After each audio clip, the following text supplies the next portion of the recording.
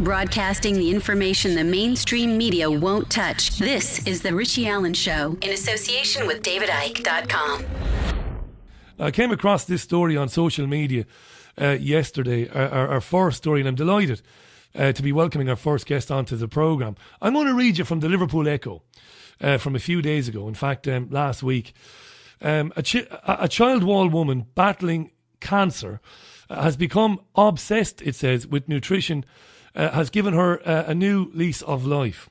Natasha Grindley from Childwall, I think it's Childwall, is fighting stomach cancer and said that after being given a bad prognosis, she turned to healthy eating in desperation. She told the Echo, doctors were surprised I had lived past 2 weeks. They doubted I would have a good life. In desperation, me and my husband trolled the internet day and night to look for an alternative. Now she eats foods to power up her immune system even, preparing her blood for chemotherapy. And I'm really delighted, thrilled in fact, that Natasha has joined the programme and has given us her time today. Natasha, welcome to the show. How are you? Hi Richie, thanks very much for phoning me. Yeah, I'm really well, thank you. Feeling really good at the moment. Well, I'm delighted to hear that. We're only down the road in Manchester where we broadcast from, and I spend quite a bit of time in Liverpool. We pop up there on weekends. It's a lovely city, great place to visit. And I'm just absolutely thrilled to come across the story. I can't imagine, and I'd like you, if you want to, that is if you do want to, give our listeners a kind of a sense of what it's like when you go to a doctor and you've had a few tests and the doctor says, Natasha, I'm sorry to tell you, but you've got cancer and it's very, very serious. How do you deal with that? What is it like to hear that sort of information? Yeah, it was, pretty horrendous. Beyond horrendous, really. It was back in July 2014. I didn't really have many symptoms, to be honest. I was a little bit tired. And it was only near sort of just before my diagnosis, I was having a little bit of trouble swallowing certain foods, but not all foods, which made me go to the doctors. And they put a camera down just to check, really, what was happening. And then a week later, I was sort of called into the doctor's surgery and was told this news that I was actually alone, because I didn't think that it was going to be anything of significance. So obviously, I was told that information. I was just floored, basically. What did they tell you, Natasha? They said they told it's me terminal, that basically. It's terminal. Yeah. They said it was stage 4 stomach cancer. It spread to my esophagus and lymph nodes and various other places in my abdomen. It was, it was a pretty poor picture that was given to me. Obviously, I phoned my husband to tell him, which was horrendous. And he was actually physically sick when I told him, because it was just so unbelievable. This sort of cancer as well is usually associated with sort of older men who've drunk and smoked all their life, who've had poor diets. It just seemed absolutely ridiculous and very difficult to get your head around. You know what's scary, Natasha, is that you said that you only had obviously you were very clever, and when you had the symptoms and you felt a bit unwell with the swallowing and the discomfort, you went in there straight away, which is a great thing to do. But that kind of scares me, hearing that, because, it suggests that this could be, eating away at your insides and doing you damage, and it's only very late on that you get any inclination. Well, that is the problem, really. I didn't have any specific, major symptoms, and I didn't realise what was eating away at my system, as you say. I went and I didn't take it seriously at all. Hence why I was on my own, really. And, to be told that news was absolutely ridiculous. And, they said to me, we will try and treat you, but, it's terminal, so we're going to do our best to get as much time as we can for you. And you have your husband and your young family, you have everything ahead of you, and all of a sudden this happens and they tell you this. So you went home. Did it take some days to get over that before you started thinking, Natasha? How did that work? To be honest, I was that ill and weak. I can't really remember some of the time, which is like distressing, really. But it was just ridiculous for a ridiculous time for the whole family. But when I was told that really they were going to try and treat me, but it wasn't really, it's not going to be cured. Basically, it's just going to be extending my life. That's when me and my husband thought, we can't accept this. I just will not accept this because, I had, 2 young children, 3 and 4. We just moved house. We was just starting our lives together, and to be thrown this, I just wasn't accepting it. Basically, I love the attitude. I'm a bit of a moaner, I think most men are anyway, and I do mean that. I'm not just saying that for a laugh. I think men, they certainly aren't as well equipped to cope with things as women are. I know this to be true in my own relationship. So where did you start looking then for information? That fascinates me because I wouldn't know where to look. Where did you start looking? Well, we started just looking on the internet, and the most of the information that we were looking at was mainly from the US. They seem to be a little bit more ahead with things like this.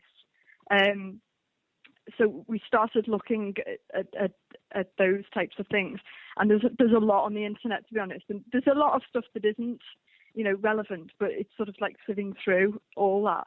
And I just read. I didn't stop reading, and I haven't stopped reading. I just read all the time, everything that I find. And we ordered a book actually from Patrick Quillen. It's called Beating Cancer with Nutrition. That was the first book that I read. My husband actually found it on the internet, and it really changed me. I thought, actually, if somebody's written a book about it, well, some of it must be true. Yeah. So I started really following it, and doing everything it said, and then I looked at basically on the internet 24/7, and just compiling evidence and looking for ways through. I didn't stop because, as you say, when you're a mother, I just don't think I had a choice. Yeah, you didn't have a choice. I had to find a way. So what sort of things then were you coming across in terms of what were you learning about your diet, and what were you? I suppose the most important thing, what were you learning that you needed to maybe consider eating and drinking that would make a big difference to you? But one of the first things I learned was that to look at my own immune system, because I think a lot of mothers are guilty of it.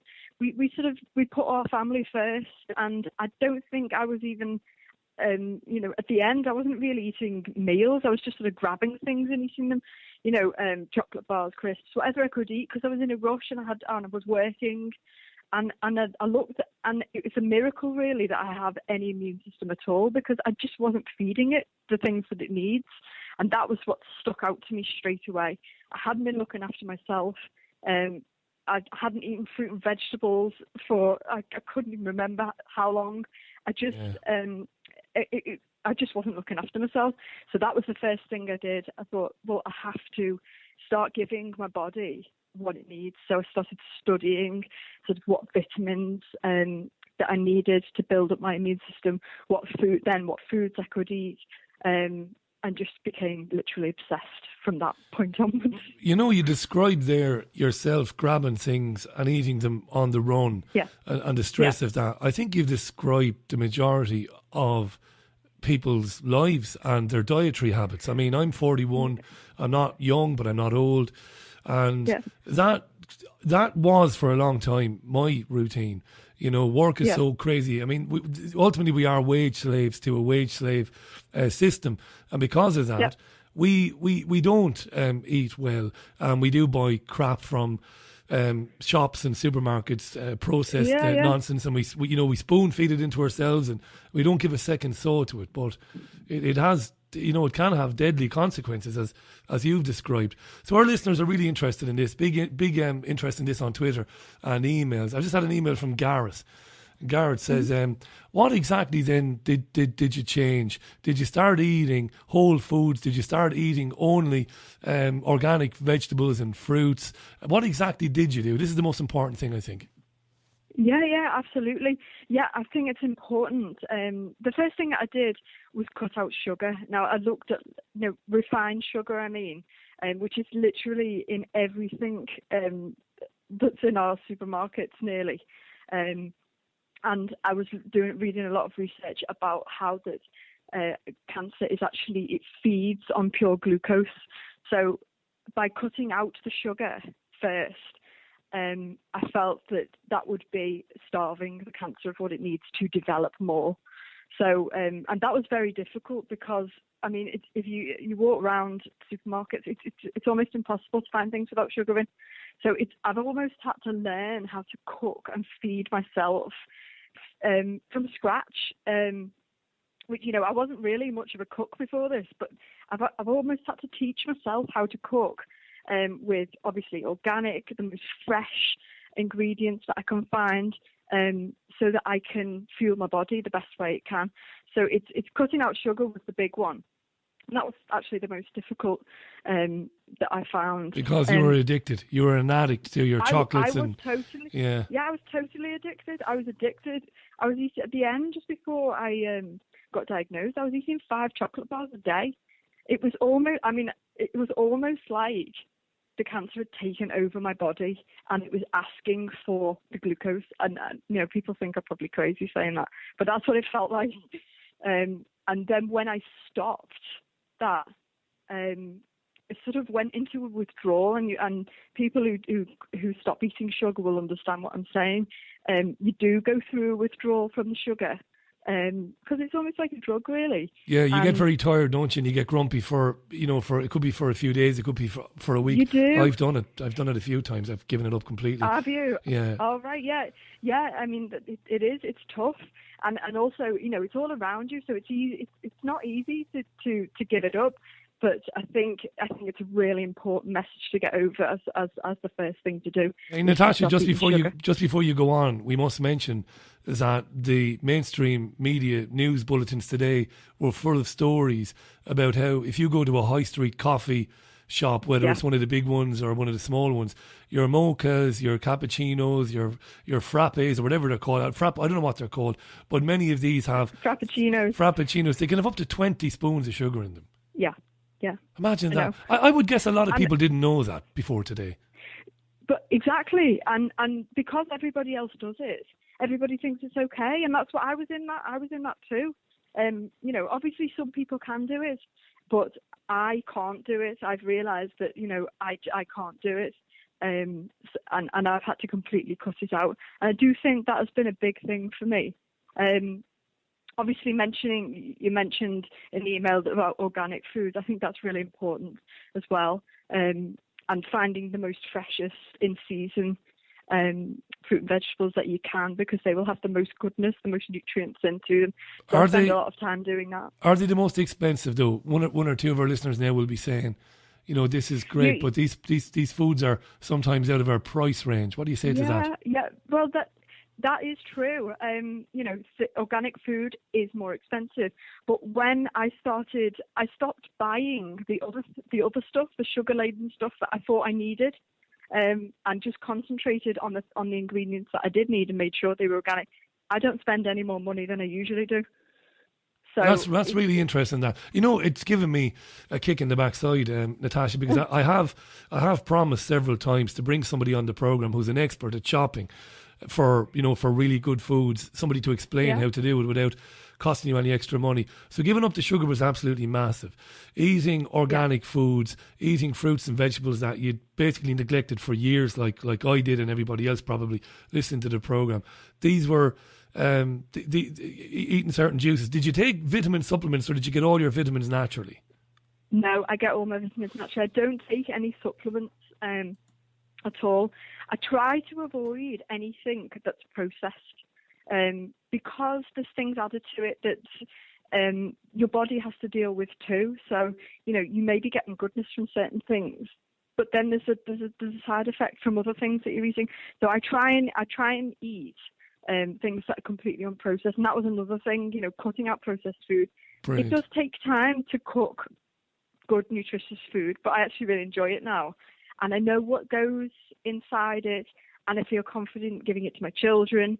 You know, I think it makes a big difference. You know, we've just become so reliant on just grabbing things and getting processed foods and things that are already packaged. And, you know, I think we need to move away from that and actually back to what it was You know what, maybe, Natasha? 50 years ago. Absolutely. You are aware, because I did mention today, the programme is made in association with davidike.com. We have very strong opinions about why we are being fed the food we are being fed. I'm not going to ask you about those opinions because you're not here to talk about that, and you will have your own opinions, but we have very strong opinions about that. But I want to ask you this. First of all, I want to do a quick recap. If you're just joined the programme, it's 23 minutes to the top of the hour. Delighted that Natasha Grindley has joined us. Back in 2014, Natasha got about the worst news that anybody can get when they go to see the doctor. She was told that she had stage 4 stomach cancer, and that it was game over, basically, that her time was up. Terrible thing to hear. She'd only been suffering discomfort for a very short space of time.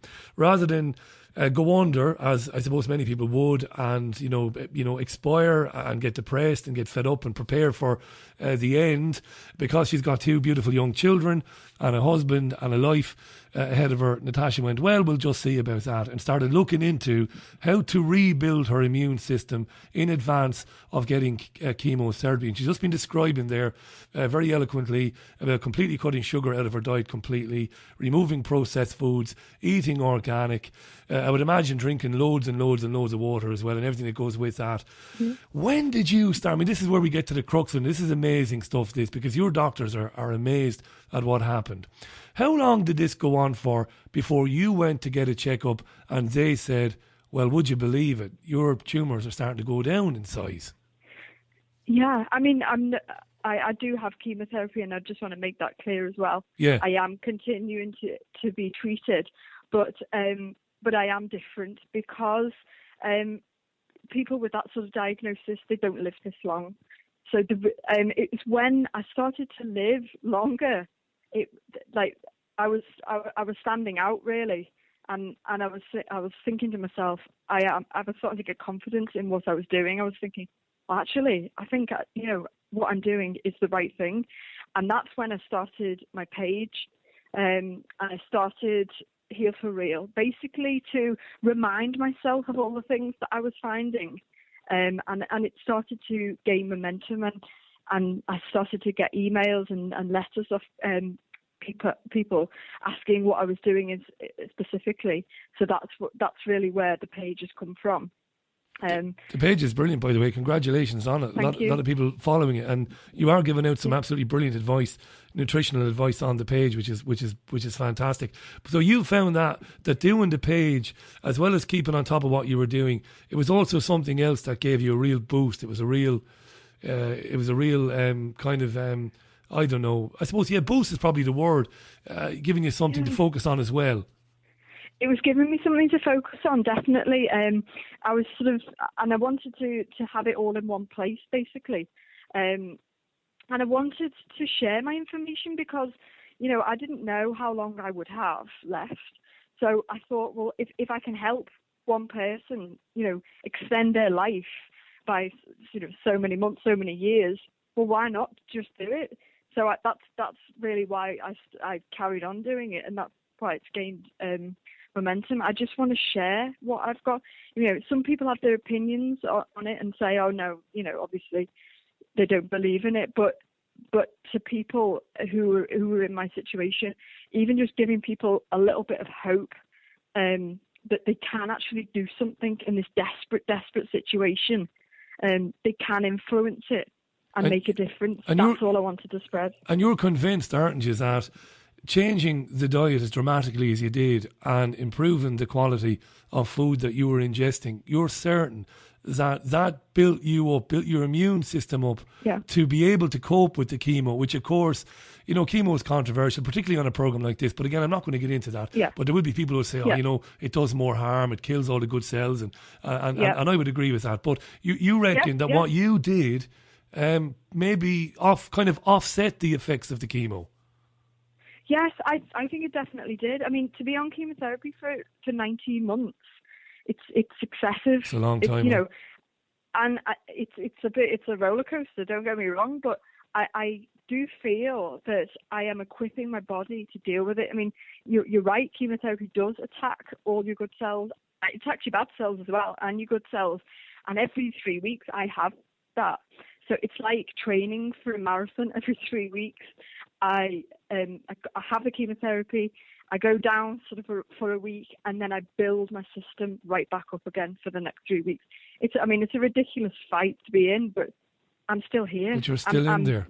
And tell me this, there's loads of tweets on this now, loads of wonderful positive tweets. People are delighted that you're doing well and that you're fighting it. Chris was on to say, it's not just nutrition, Richie, there are many environmental factors which might cause cancer. You're right, Chris. Nobody would dispute that. Martin was on to say, did Natasha try to eat an alkaline diet as cancer thrives in an acidic body? I suppose you read a lot about that, didn't you?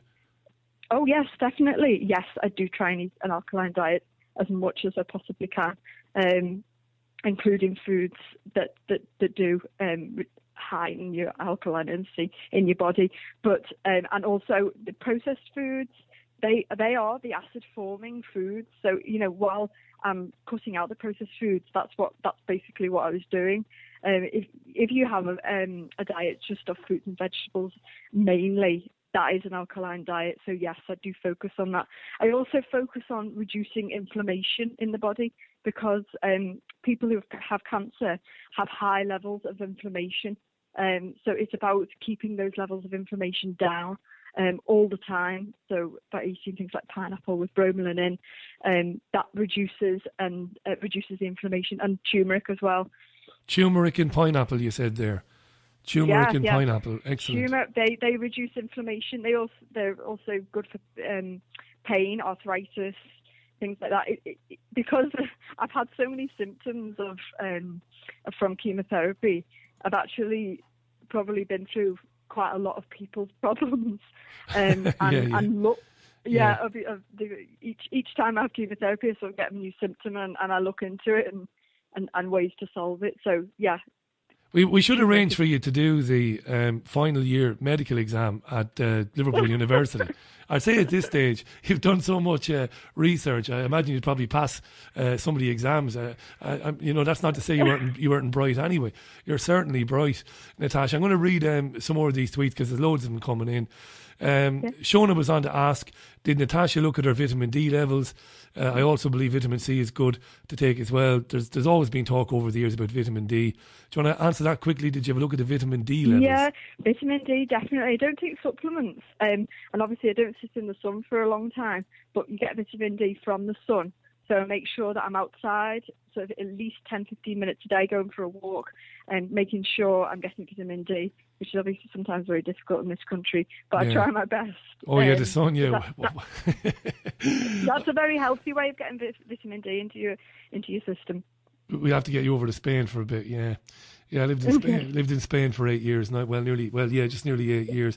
Not too much sun now. That's too much sun. We got too used to it, I can tell you. Natasha Grindley is on the line. We've got Natasha for another 5 or 6 minutes. Thanks for all the tweets at Richie Allen Show, richie@richieallen.co.uk. Natasha has compounded she's gone beyond the expectations of her doctors, having been diagnosed with late stage 4 stomach cancer. It's bad news, that we know that.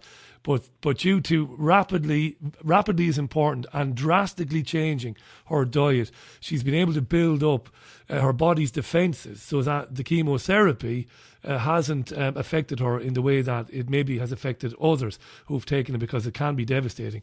And again, I'm not going to get into my own personal opinions on that, because my listeners will know those already. What's lovely is, I wouldn't normally, you're not supposed to say this when you're interviewing a woman. It's a sexist thing to say, but I'm going to say it anyway. I mean, I'm looking at the pictures in the Liverpool Echo and the pictures on the website. I mean, you're absolutely drop dead gorgeous. You look fantastic. You've got a healthy glow about you. Now, I know that when the photographers came around to the house, I know you put a bit of slap and tickle on you. I know that, right? But you still, you really do look good. Where are you now with the cancer? What are the tumours like at the moment? How are they progressing or not progressing? Yeah, I mean, well, I've still got cancer in my body, but basically I've managed to clear my lymph nodes. The bits around my abdomen are shrinking. I can now eat normally. The main tumour has reduced. I've got no symptoms really at all. apart from when I go through chemotherapy, I do have, the obvious chemotherapy symptoms, but I've got no symptoms of cancer at all. So when I'm chemotherapy free, I feel completely fine. Fantastic.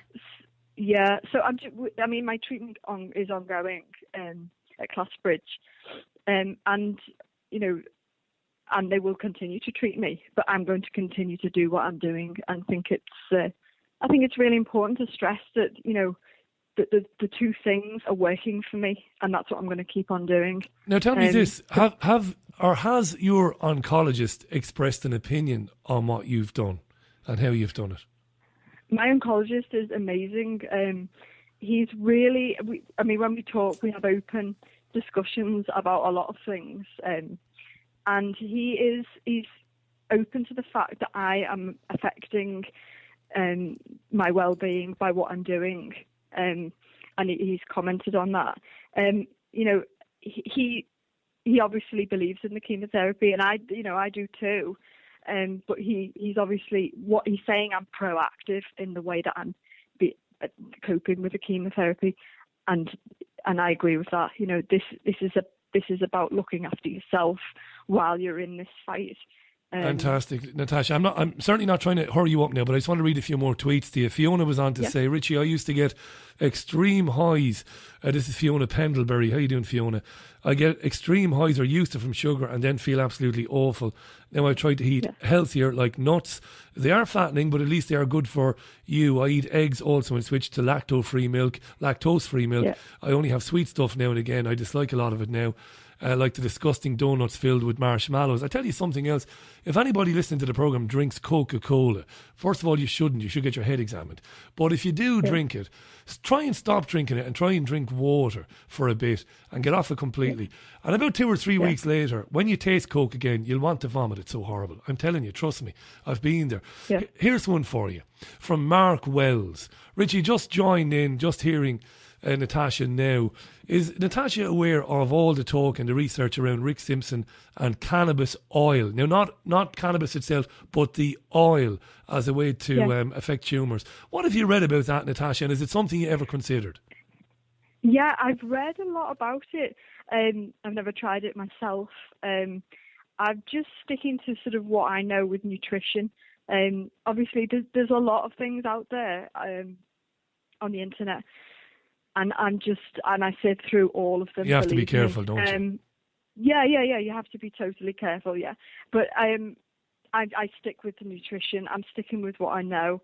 I went to, while I was ill, I studied a diploma in nutrition. I believe in it, and I'm sort of living proof, that it works. So, I'm just going to stick to sort of what I believe in, really. Absolutely right. You have converted, this is a wonderful thing for your children.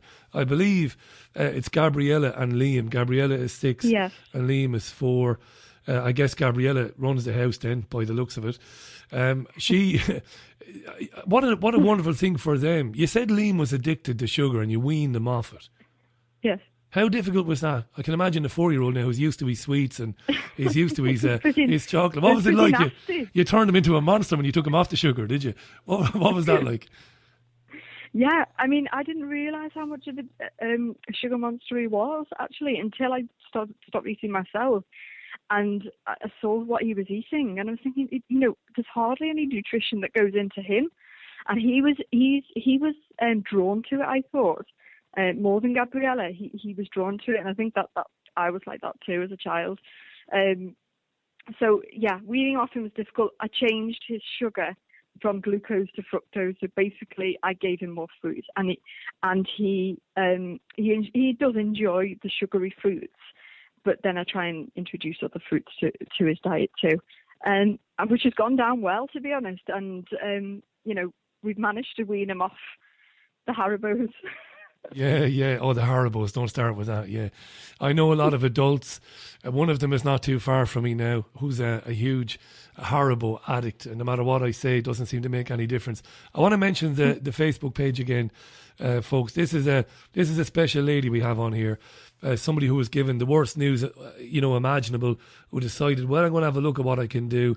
Started paying attention to things that might have been alien to her before, the diet, the foods, those alkaline foods that we talked about there, the non-processed foods, and with a lot of effort and a lot of belief as well. I think your mental state has a lot to do with how you get over serious illness. I really do believe that. I'm not going to go down the road now of The Secret and all that sort of stuff, but I do believe in the whole cosmic ordering. You want it to work for you and your family, and you're happy, and I think that's got some little part to play in it. We got to mention Heal for Real. Now, if you go on Facebook and just look for Heal for Real, you'll find Natasha's page. Got nearly 15,000 people on there already, which is magnificent. And she puts out a lot of really, really essential nutritional information. She really does. And we're talking about somebody now who had to do this to save her life, which is wonderful. I'm going to give you the last word then, Natasha, before we wrap it up. But I've really loved having you on, and I've loved hearing you. So I'll give you the final word. And what would you like to leave people with from listening to you? What would you like them to think? If they had one bit of information to take away from this, what would you like it to be? I would like to say that anyone who's been put in the situation that I was put in, that there is another option, basically. There's not, obviously there's the medical route, but there is things that you can do. There is changes that you can make to make a difference. There's, gaining a little bit back of that control is so important when you feel so out of control. And I think it's really important to spread that word that you can do something to help yourself. You're absolutely brilliant. I'll send you a link to the podcast of this later on, and you can put it on the Heal for Real page, which which I'll tweet out there as well. Please do stay in touch now that we're connected on Facebook, and keep us updated with your progress. I wish you the very best with everything, you and your family. I think you're marvellous, and thanks for coming on this programme. Thank you very much for having me. Thank you very much. It was an honour. Lovely stuff. Natasha Grindley there on the line to us from Liverpool, which is just around the corner.